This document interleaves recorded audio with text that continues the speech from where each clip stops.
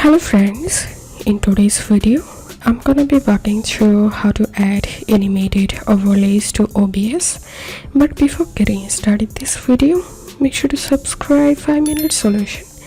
So launch your OBS and take a scene and click on this plus icon inside of source section and click on media source and give your source name whatever you want and click on OK and click on browse, and here you have to select MP4 or MOV format file. So I'm going to selecting on my MP4 and clicking on open, and you can take this loop option and click on OK, and that's how we can add animated overlay to OBS. If this video helped you, give a thumbs up and please consider subscribe to 5-minute solution. Thank you for watching.